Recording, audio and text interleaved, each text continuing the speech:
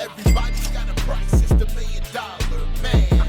Podcast in demand. Understand, everybody's got a price. $1 million man. Everybody's got a price. $1 million man. Everybody's got a pod, it's the $1 million man. Podcast in demand. Understand, everybody's got a price. $1 million man. Everybody's got a price. What's up, everybody? It's Marcus D'Angelo, and we're back for another episode of Everybody's Got a Pod. And of course, I am joined by the Hall of Famer, the $1 Million Man, Ted DiBiase. Ted, what's going on, my friend? How are you today, Marcus? Oh, Ted, I'm doing great, dude. I'm glad to be sitting down here with you as always, because we've got another great topic today. Well, awesome. Let's get after it then.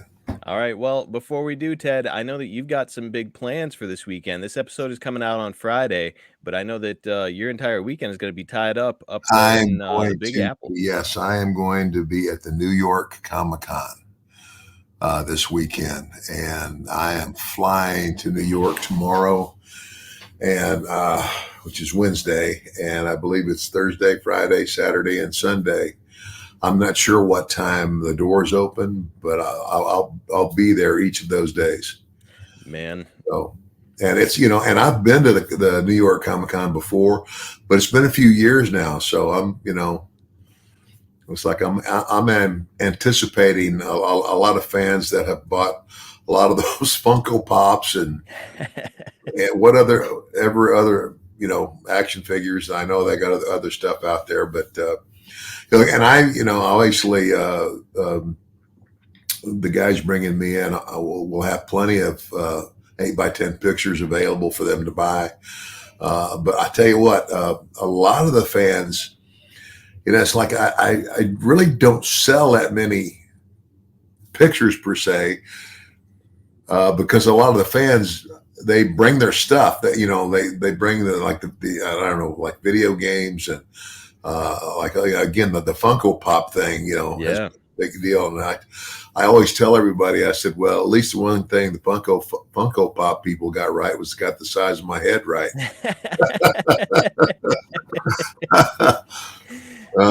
Yeah. Well, look, I know that though people collect those like crazy, and you just had an action figure come out in Target. My wife actually sent me a photo from Target. She was like, "Isn't this your podcast partner?" And there was the toy of you there in Target. So that's available. So yeah, fans have a lot of opportunities to bring some cool merchandise and get them hand signed by you. You have the picture. I'll put it up here on this. Oh man, it's like I'm wondering if I've even seen it. It's the new action figure, and it's got like you in like a green suit, but then it's also got a little modern day Ted head that they can replace. Yeah. When I saw that, and I think hands too. Yep, different hands. Yeah. And a pair of glasses. It's like, well, okay, what's the deal? And I said, okay, they got one head with me doing ha ha ha ha ha, and one just normal, I guess. Just modern day Ted. I guess I don't know. It's maybe for the NXT people that really loved your work there. I don't know. It just looks like you today. So let's just say it's Everybody's Got a Pod, Ted. WWE's been listening to the podcast. They knew they had to make a figure. But yeah, so hey, speaking of that, action figures and signed stuff, we do giveaways on our YouTube channel, youtube.com/@everybody's got a pod. Ted will hand sign some action figures here, and we'll be doing some giveaways. I might have my wife run out to Target and go grab that action figure, ship it out to you, and then we can send it to our listeners. All they have to do to be eligible is go subscribe on YouTube at youtube.com/@everybody's got a pod. We've also got some awesome stories, of course, from the podcast, little snippets. Plus, we've got YouTube exclusive videos that come out every single Monday. And if you guys love what we're doing here on the show, you're going to love getting even more of the story from Ted over there on YouTube. One last time, it's youtube.com/@everybody's got a pod. So, Ted, originally the plan for today was episode that we'd look back to October 2005 and the Raw homecoming of that year, where a bunch of legends, including yourself, appeared there. But as I'm going through notes, I was like, holy smokes, 2005 is when Ted started on the creative team with WWE. And I was like, well, we can't let that slip by. I think it's going to end up being 2 episodes. We're just going to work our way up to October for this week because there's so many notes. But man, I'm excited to hear about some of your experience now working in the office situation in WWE. I'm sure you've got some stories. No. It's a period of time you'd like to forget. I mean, it was like, it's almost like it's a time I'd like to forget. Yep. You know, well, the one thing it did do in terms of the way I think is it made me appreciate what those people do it's every week. I mean, those writers, I mean, it's like, who think about all this stuff. And of course,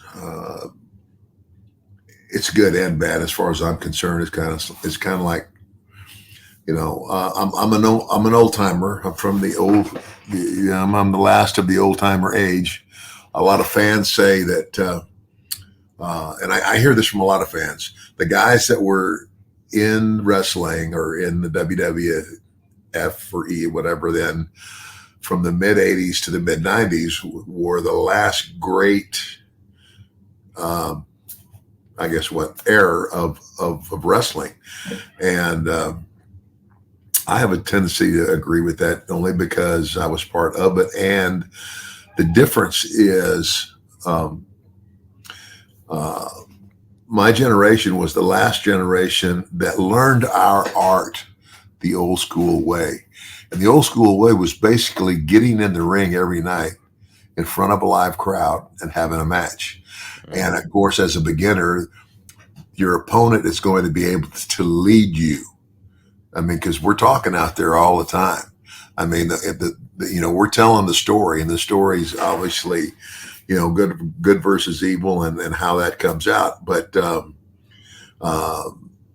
it's nevertheless a story, and we're talking, we're communicating all the time.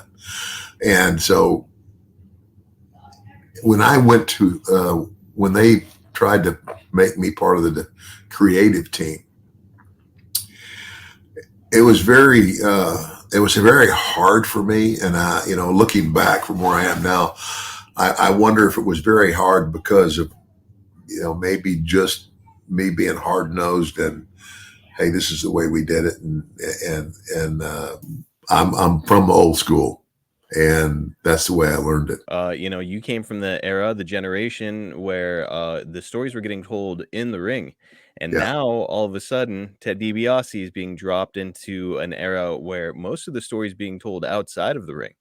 And now you're being asked to help write creative for that situation in like very unfamiliar territory for you. Yeah. So like here you are, this polished wrestler, and now all of a sudden they're like, hey Ted, we want you to be a script writer in Hollywood. All of a sudden it's like anybody would be at a loss, and that's essentially what you're up against here. We've got this from our old pal Dave Meltzer, and it's from the 2/28/2005 edition of the Wrestling Observer. Ted DiBiase was recently interviewed for a spot on the writing team as more of a consultant than traveling full-time and working in Connecticut. That's as far as it's gone. Very surprising given DiBiase's very negative tone for years about the company, his strong public religious convictions, and his frequent saying he couldn't be in God's hands and work in a business like wrestling. Well, nothing should surprise anyone. So, Ted, I wanted to... Well, you know what? And I will, Meltzer... Mm-hmm. kiss my butt, because a lot of the things I just heard never came out of my mouth. So it may be some misinformation from Dave here at the time, but he does raise an interesting point that I want to ask you about. You're a man of strong faith, and here you are coming back to a company that has been very edgy since essentially the late 90s, and they've kind of really cranked up the violence, the foul language, the sexuality. So I'm wondering, as you're getting ready to come back into this company or negotiating to come back in a creative role, did you have any reservations when it came to working for them? Well, there weren't even any reservations, and I thought about that too. And then one of my friends looked at me and he said, Ted, who did Jesus hang out with? Yeah. Yeah. Da-da! Okay. So in your head coming in here to do creative, you were thinking like, okay, I can enact a change in this place, if I'm working on creative, right? Well, it was not so much that as, creative, in terms of, and I'll be honest, Marcus,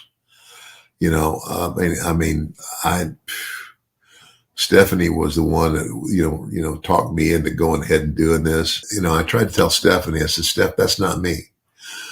I said, you tell me the story. You tell me what you want to happen in that ring. And my gift is to go out there and make it happen. Now, look at the acting industry. Look at Hollywood. There's a lot of great actors, and they're great actors. You give them the script, you tell them what you want, bam, and they can do it. Mm-hmm. But, give them a pen and say, write the story. They're going to go, that does not compute. And that's me. It's funny, you mentioned Stephanie here, and we've got this write-up from the 3/14/2005 Observer about Stephanie.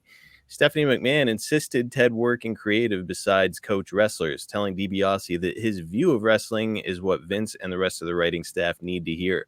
It sounds like Triple H is pulling strings because he's more into the wrestling of his childhood. DiBiase will work at both Raw and SmackDown tapings as a coach, but he was told his creative would be for SmackDown because Stephanie told him that was the show that needs the most work. DiBiase is going into the job with very strong feelings about the product, so this could be interesting. He wants more wrestling on the TV show and less soap opera and TNA involving barely known women characters. He also wants more traditional heel versus face roles as opposed to the aggressive, cheating, or swearing anti-hero babyface roles like those popularized by the likes of Austin Guerrero and Cena. So, Ted, a lot to unpack there with that statement from the Observer. It sounds like Stephanie McMahon has a lot of respect for you and your wrestling knowledge. Can you talk to us a little bit about your relationship with her? Well, gosh, I've known Stephanie, I don't know, go way back, when I first, the first time the first time I went to New York, I didn't know, I didn't meet anybody, I just knew Vince Jr. and he wasn't even the boss then, his dad was, but, I met Stephanie, but when I joined the company in what was that, 87? Yes. And, I don't know, I can't remember how old she was then, but, I met her and, it was, just,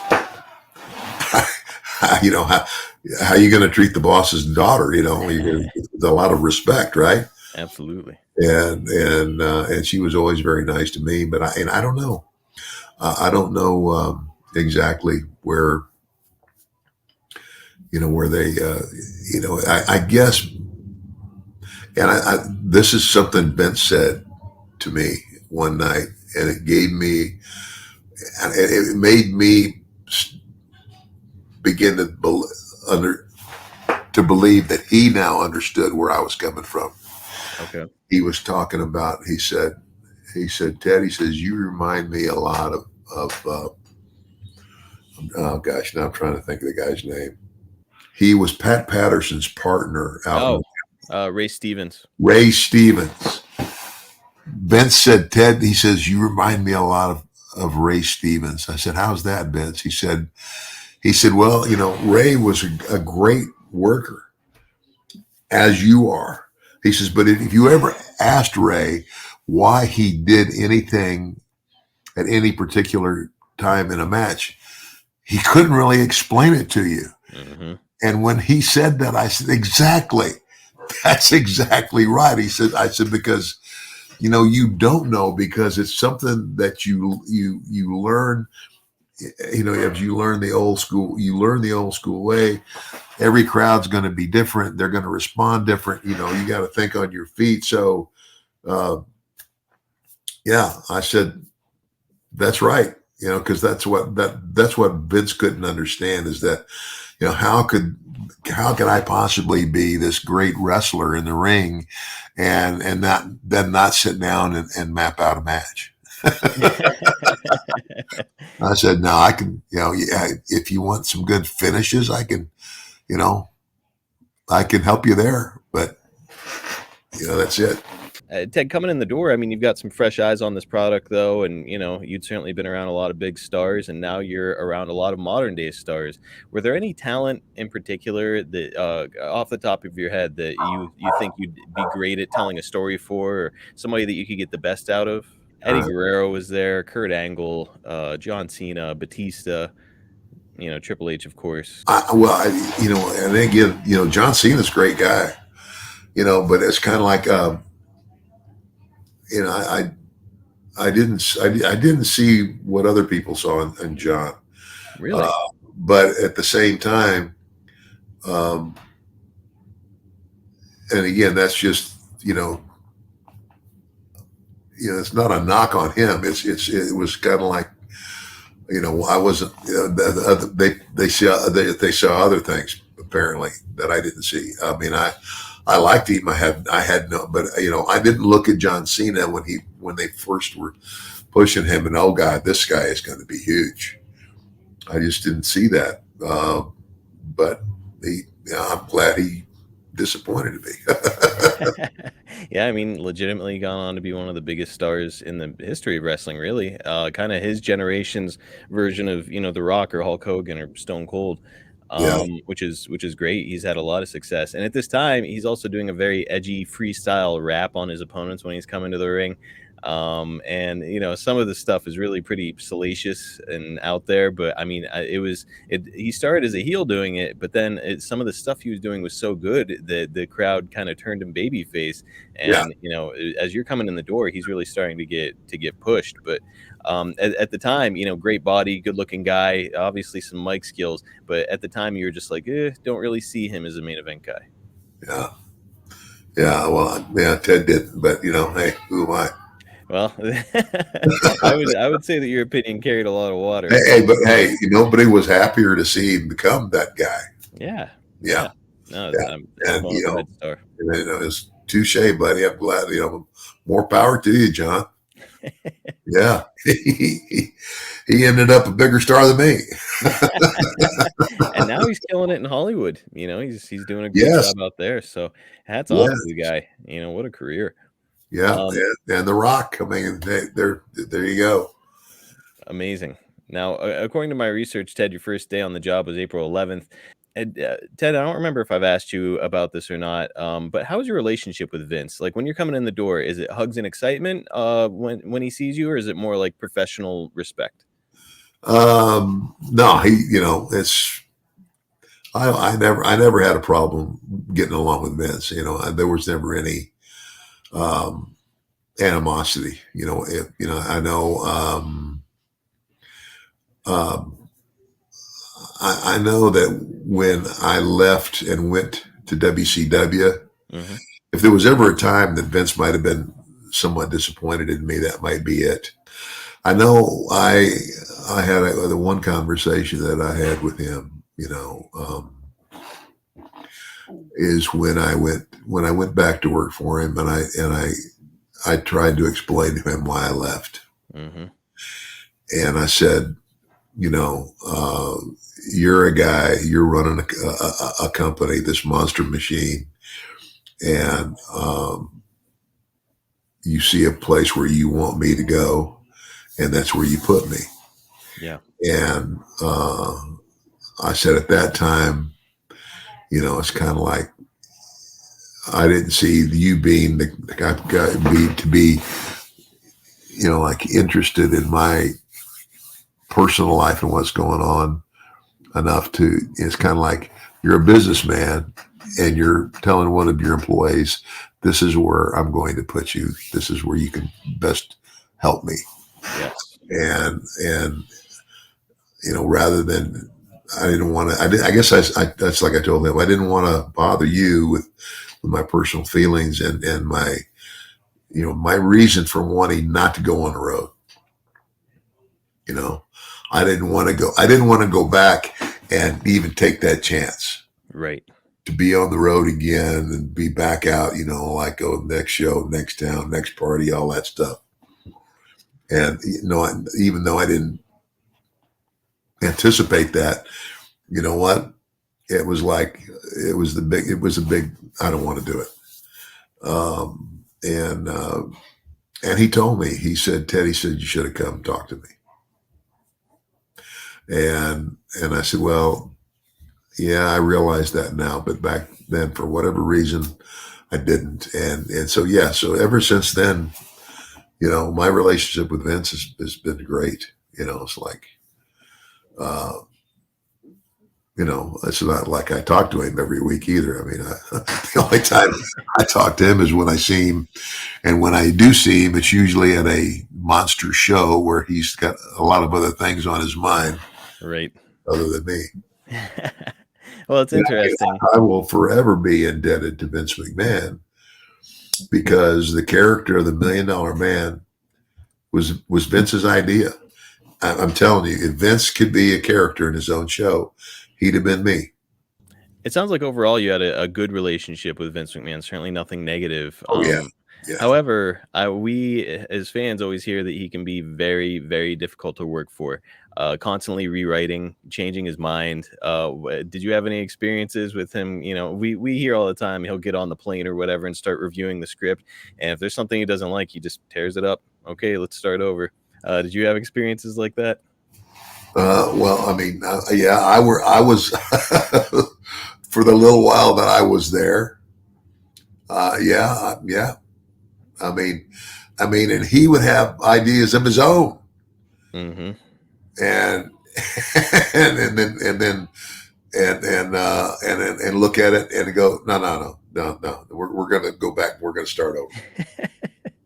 So yeah, I've actually heard Bruce say on his podcast before that Vince would look at an idea that he wrote like hours before, the day before or something, and say like, "Oh, this is shit," and he'd just like tear it up. And it's like he can't even agree with himself on this. How's he going to agree with me? Yeah. So we also hear as fans that he has weird little pet peeves that he's not afraid to give people a hard time about. Like one thing that stands out for me is I've heard that he does not like sneezing during a meeting. Like he is not a big fan of somebody sneezing in his presence. Can you think of any weird little Vince isms like that? No, I can't. I didn't know that either. Yeah. And I'm thinking back and going, I don't know. I don't think I ever sneezed in front of him. Apparently he's said like he doesn't like sleeping. He says that sleeping is essentially a waste of time, and he doesn't believe in getting sick. He thinks that people can just will themselves through it. So just like, gosh, what a fascinating guy to work for. Yeah. He doesn't like sleeping. Right. Yeah. It's a waste of time. Yeah. I think in his head, he's like, he's a guy who probably gets by on about 4 hours of sleep a night. Was he calling you in the middle of the night? Because we've heard that as well. That he'll call somebody with an idea at like 3 a.m, and he's wide awake, and you're just coming out of it. No, I never got that call. he was having mercy on you, I think, with some of this stuff. Because man, those stories have become legend. How about the overall workload of the job, though, Ted? Like, would you say it was a lot, like overwhelming? I guess there were times when it could feel overwhelming, especially if you're, a part of this creative team and you have deadlines to meet, and what do you do here? And then, obviously if there's any major change, it has to be run by Vince, and then Vince is this very busy guy. And so sometimes like, holy shit, we can't change it without telling him. And when are we going to get time to talk to him? And I remember when at the time when I was working in the office and trying to be this aide to the creative team. I mean, I remember because we'd do Raw on Monday night, SmackDown on Tuesday night back then, and then we would go back to the office, and I was in the office Wednesday, Thursday, and then Friday afternoon, I would have to leave Stamford by no later than 2:25 and get on the road to get to the LaGuardia airport in time to make my plane home. Oh my God. Yeah. And so, I was always sweating whether I was going to get out of there in time. I don't know. All right, let's hit the pause button real quick to talk about a partner that is near and dear to my heart. I'm talking about AG1, the daily foundational nutrition supplement that supports whole body health. Guys, before AG1, I used to wake up every morning and I was taking a bunch of multivitamins and supplements, and I hated it. I mean, getting all that stuff was expensive. And then once you're done, swallowing all those pills and vitamins and supplements, you don't even have an appetite for your breakfast anymore. So once I got fed up with that, I was like, okay, maybe I'll try doing a healthy smoothie every single morning. Well, the smoothies tasted good, but you have to go and get all the ingredients, and then it takes time to measure out portions. And then when you're done, it takes even more time to thoroughly clean the blender and make sure that you get underneath all those blades. And it was just eating up so much of my time. I needed a simple, singular solution that would cover all my nutritional bases, would give me more energy through the day, and would give me better gut health, something that would support my immune system, especially with my young daughter coming home from daycare with a bunch of germs on her hands and coughing. And, it's, if you've ever had a toddler, that once they get home from daycare, they're just like little carrier monkeys. They've got all kinds of germs, and all of a sudden you yourself are getting sick all the time. I needed something to help me, and AG1 was the solution. And after more than a year with that, I can say I've never been happier with my morning routine or felt healthier. AG1 made life easy for me by providing 75 high-quality ingredients that give me key daily nutrients by simply mixing 1 scoop with water. That's it. I drink it. I'm done. More time to spend with my family, more time to get work done, simple cleanup, and the energy and health to tackle every obstacle that gets put my way. It's an easy micro habit that delivers macro results. If you got a family and a budget like I do, I know what your next question is, because it would be my next question. How much does it cost? Well, we're talking about less than $3 a day.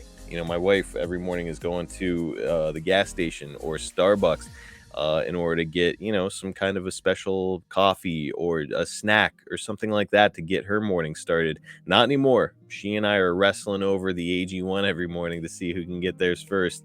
And let me say, we both broke our bad habits, and we're saving money on a science-driven formulation of vitamins, probiotics, and whole food source nutrients with AG1.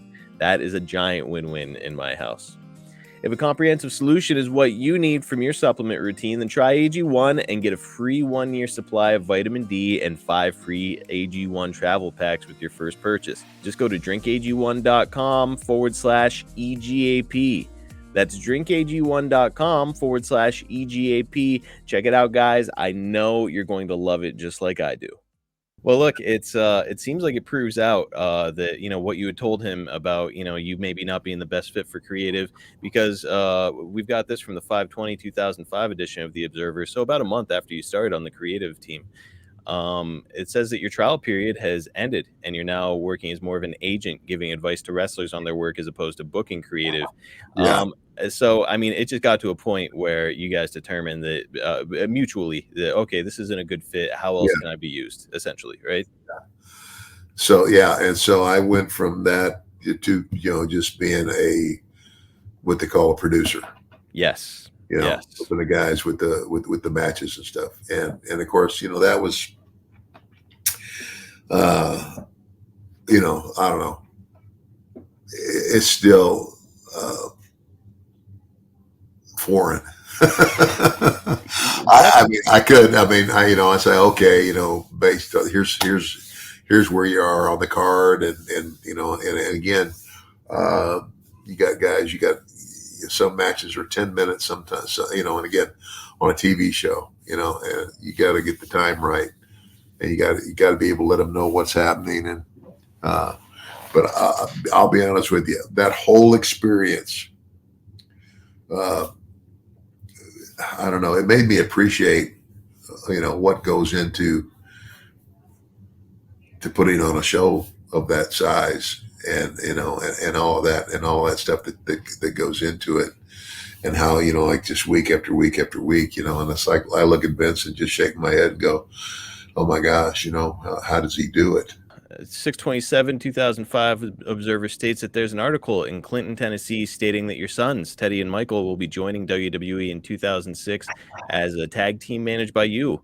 Not long after this, Jim Ross would bring back his Ross report to WWE.com, and he would state that he was surprised to find that your two kids were studying to be pro wrestlers at Harley Race's school, because it wasn't that long ago when you had said you wouldn't even let your kids watch pro wrestling.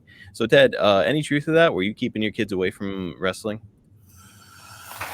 I didn't want my boys to be wrestlers, and not because I didn't love wrestling. I didn't want them to be wrestlers because I didn't like what came along with the package, the lifestyle. Now, the lifestyle has changed much. Yes. Now, today, you want to be a wrestler? Go ahead. Why? They work 4 days a week. Friday night SmackDown, Saturday, Sunday, Monday night Raw, and they go home for 3 days every week. Now, I don't know if that's everybody. And I would venture to say that, because I remember when John Cena was on top, he was the top guy. If you're the top guy, I'm sure Vince has got other things to have, because you're the flag bearer for the company. Yeah. That guy is not going to have that much time off, but he's going to be well paid for it. Yes. Yeah, and that's cool. So. Yeah, and John Cena, I don't know if he does have a bus, but he would be in a position then to, as many wrestlers nowadays do, they get their own private bus and a driver, and instead of, being hunched over a steering wheel at 4 a.m, driving to the next town, you're sleeping. Yeah, and a lot of them, I know a story, a lot of them have done that. Yeah, which good for them, really. It's like, I know that, we say, well, you learn a lot on the road with other guys talking about the show and what you're going to do with the next show, but really, it's, if you want to talk about longevity, getting to lay down and sleep as opposed to drive 250 miles to the next town, that's a game changer. Yeah. So it wasn't always an ambition for your sons to get into pro wrestling. Did that come later for them? Well, it was kind of like, I think they may have wanted to all along. And, because I always said, you're not going to be wrestlers. You're not going to be wrestlers. But by the time that it came around and I saw the differences, and again, I was basically giving them my stamp of approval, because I was letting them learn how to wrestle from the guy who I had a lot of respect for, Harley Race. Mm-hmm. Harley Race, who helped me substantially in the business. That they're getting taught the right way to be a professional wrestler, which is great. All right, well, let's get to Raw Homecoming. It's October 3rd, 2005. The show is loaded with both modern day talent and legends. There is a lot to cover on this event, so I'm just going to hit some of the highlights of the night and get your thoughts on it. We've got a 30-minute Iron Man match between Shawn Michaels and Kurt Angle, which ended in a 2-2 draw. Both really special performers here. We've talked about Shawn Michaels on a few occasions on the show, but I would love to hear what you thought about Kurt Angle as a performer. Well, again, Kurt, here's a guy who was, he had also been an amateur athlete. I had a lot of respect for the guy right out of the blocks. Because that kind of reminded me of my dad. My dad never went to the Olympics, but I think it was 1946, won the AAU National Heavyweight Wrestling title, and then went back he went to Nebraska, and I think he was in the Navy when he won that. And then when he went to Nebraska, he lettered 8 times, 4 years in football, 4 in wrestling. 3 years in a row, he was conference heavyweight wrestling champion. So just a hell of a man. And but I have a lot of respect for somebody who can do the real deal and then come on, because sometimes that doesn't always mesh. Right. I mean, if you're the real deal and you're doing real amateur wrestling, I mean, professional wrestling is, I mean, a far cry. I mean, it's a work. I mean, obviously you got to be an athlete, uh, but I don't know that. Okay, I put it this way: knowing all those amateur moves is not going to help you as a professional wrestler. Uh, what is going to help you as a professional wrestler is your ability to perform. You can't give anybody charisma. They either have it or they don't. Yep. And Kurt certainly did. You know, Dr. Tom Pritchard is the guy who trained him. And I believe Dr. Tom is on record as saying that Kurt Angle took to wrestling more naturally than anybody he's ever trained. Yeah. Which is just a crazy thought. You know, this guy who's this prolific trainer saying like, yeah, Kurt Angle, this amateur, this guy with no professional wrestling background, just essentially walked in the door and was immediately the guy. Yeah. Man, absolutely incredible. And, you know, Well, that's kind of like, my dad was similar to that. I mean, not an Olympic athlete, but, he took to pro wrestling like that. What's interesting about Kurt too is that, you know, he comes from a sport where it's like you're trying to dominate your opponent, and now all of a sudden, you know, you've got to learn about selling and you've got to Yeah. learn about begging off and all that sort of thing as a heel. And it's like he had, you know, allegedly he initially was like, well, I don't want to lose coming into this business, but he started to get it, and then all of a sudden he's like, okay, and he didn't mind being like a chicken shit heel or cheating, or I mean, just you know, such a remarkable story with Kurt Angle. What a hell of a guy, and a guy really after kind of your own heart when it comes to wrestling. Kurt Angle tells some incredible stories in the ring. Yeah. Yep. Absolutely. Can't sing his praises enough. So another guy, legendary, of course, is the Nature Boy. He's still active here, and he's teaming up with Triple H at this event to take on Carlito and Chris Masters. Ted, Rick is 56 at this time. What did you think about seeing him out there still doing his thing at that age? Please, Rick. Please. You know what? It's like, and I've said this before, I promised myself that when I hit 40, I was out the door as a physical wrestler. My dad being such an outstanding athlete that he was in his early life, and then dying of a heart attack in a wrestling match at the age of 45, mm-hmm. It ain't going to happen to me. And so I just, and I don't know, maybe things were a lot better. I mean, were a lot different, during the early years of wrestling where my dad was. I don't know, but 56, and the amount of bumping. Yes. It's like, guys back here, if you go watch pro wrestling televised matches from the 60s, a lot of that, you don't see you don't, they're not flying all over the ring all the time. They're on the mat. They're having a wrestling match. Right. And so that's a big difference. So, 56, no. I mean, were you close enough with Rick at this time to say like, hey dude, like maybe it's time for you to hang up the boots and, it's, that's not for anybody to tell the guy, and it's certainly not Rick. There's anybody that knows Rick, you can't tell you can talk to your blue in the face. Rick's going to do what he wants to do. And he certainly did here. Personally, I love the guy. I love the guy, and he legitimately was one hell of a worker. There's no denying that. But Rick wants to be the center of attention. I think I might have told you this too, but the deal is like, he come in and, like almost wave it in there, and he says, "Around for everybody on the Nature Boy." And so he'd buy everybody around, right? Mm-hmm. And so I would do that too. And I got Rick over and I said, "Rick," I said, "there's one big difference between you and me." He said, "What's that, Ted?" He said, "Well," I said, when you buy that round, you're spending your money.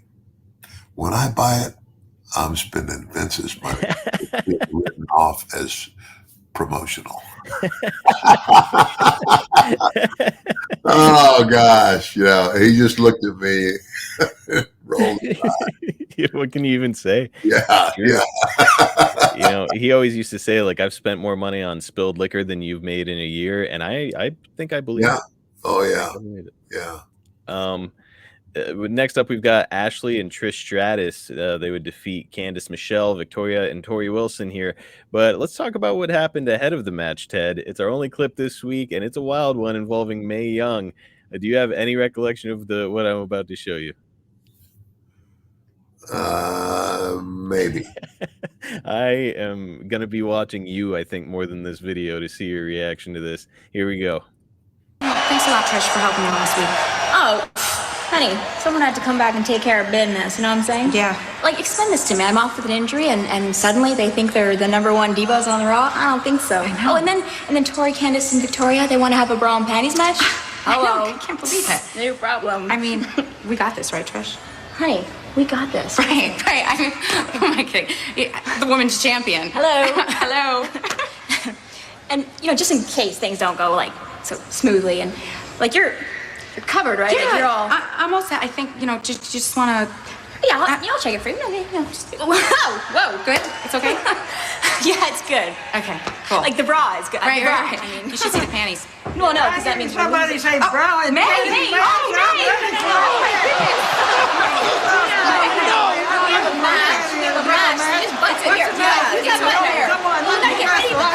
Thank you so much, May. Thank you. Oh, my goodness. Oh, boy, I'm ready. Hi, guys. Let me tell you. May, what are you doing? May, I'll give you $1,000. Put your shirt back on. May, $2,000. Just put your shirt back on. No, May. Come on, May. Come on. What are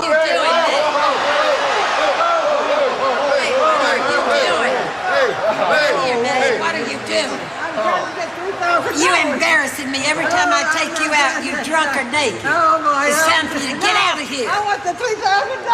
Oh, my. No. I'll pay you back. Sister May. Wait, Jimmy. Sister May. Oh, Jimmy. Sister May.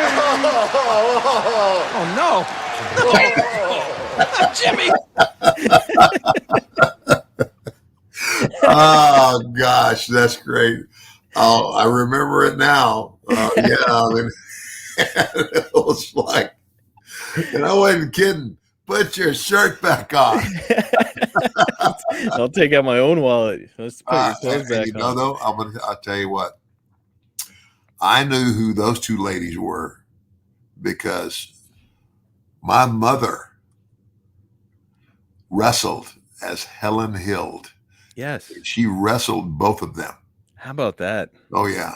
Oh, they remembered my mom too, for sure. Wow. Yeah. I mean, I think May was it. I'm trying to. I think was it May. I think May was the one that organized all the girls back in the day, or was that was Moolah. Moolah. Oh Yes. yeah. Okay. I'm sorry. It wasn't May. Right. Yeah. Moolah. No. So yeah. I know that. Moolah. Yeah. Moolah was not very well thought of. I've heard that. I've also heard, over the years, it's come out that maybe she was a little bit dishonest at times when it came to the payoff and what she would take from the girls. Yeah. So absolutely. there's other rumors that I won't get into, but maybe not always necessarily the greatest person, but certainly a legendary career. And I mean, Mae Young is here, and she is. I mean, it's just not a reunion on WWE without her doing something awful, isn't it? That was awesome. It was, and Jim Duggan peeking through his fingers as she's going away. It was just incredible stuff. Oh man, thanks for sharing that one with us. Absolutely. Later in the night, yourself and a bunch of legends would be out in the ring celebrating when Rob Conway would come out to insult everyone, and of course he gets a beat down at the hands of Harley Race, Dusty Rhodes, Kevin Von Erich, and even a splash from Superfly off the top rope, which is wild. It had to feel good though, getting back in the ring with like a bunch of your, contemporaries, guys, that you were Yeah. friends and who had been your mentor, right? Yeah. Sure. Man, they're really fun. I always love these reunions. I know that they usually do one once a year, so I'll be looking for you on the next one too. So the show would end with John Cena versus Eric Bischoff in a short match where Cena, of course, just dominates him. Do you think that Vince is putting Eric Bischoff in the ring to have a little fun with Eric after the hell that he put him through just a handful of years earlier? Maybe.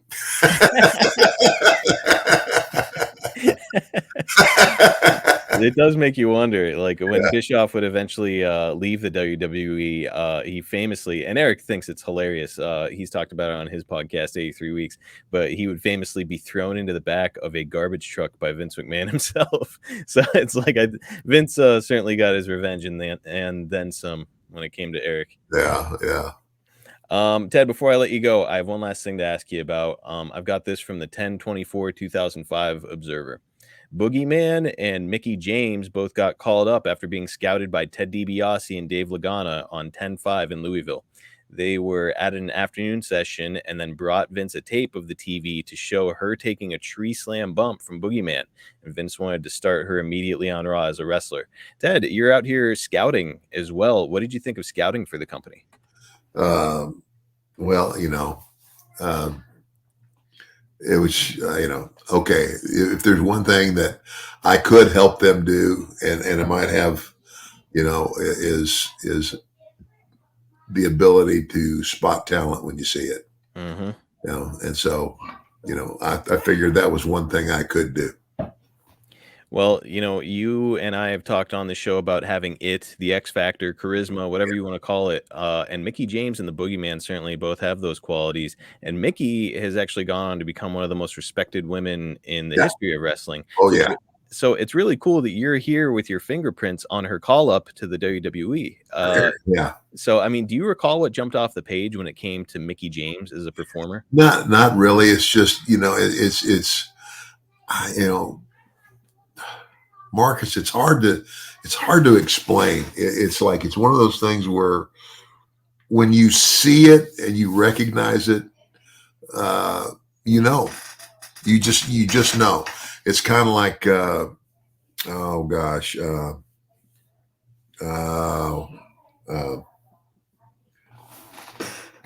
Brad Armstrong. Okay. Who has passed away. The first time I saw Brad in the ring and watched him, I remember saying it to myself. I said, this kid's got it. And boy, did he have it. You talk about, lost him way. When I heard that he had passed away, I was just shocked. So much talent, an unbelievable future in the business, and gone way too young. Devastating. But, but he was one of those guys. When I saw him, I said, he's got it. He's got it. And you saw those same qualities in a young Mickey James here, where it's like, maybe you can't quite put your finger on it, but just watching her, the way she moves and behaves, you're like, okay, she's got it. Yeah, absolutely. And she did, man. Unbelievably cool that you're there involved in her call up to the WWE, and now to see her today and what a legend she herself has become.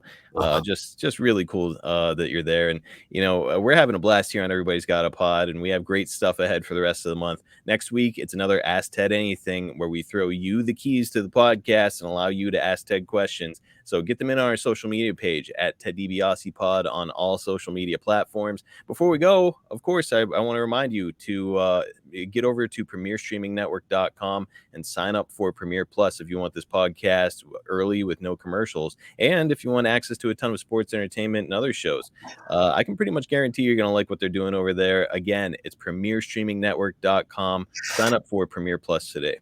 If you're enjoying our show, please take just a moment and open up your podcast app and like, subscribe, leave us a 5-star review because that helps Ted and I out a whole bunch. Also, follow Ted at MDM Ted DiBiase on his social media. Follow me at Marcus P. D'Angelo on Twitter, and follow Premier Streaming Network at Watch on Premier on Twitter or X, and at Premier Streaming Network on Instagram and Facebook. So, Ted, a look back to 2005 today. It's interesting looking back on a part of your career that really doesn't get talked about or revisited much. Yeah, I know. True. I liked it. I had a blast. I know you're going to be having a blast up there in New York, and we'll have a blast next week here on the show. I'm sure of it. I hope so. And again, as we go, always remember, everybody's got a price for the $1 Million Man. We'll catch you guys next time right here on Everybody's Got a Pod.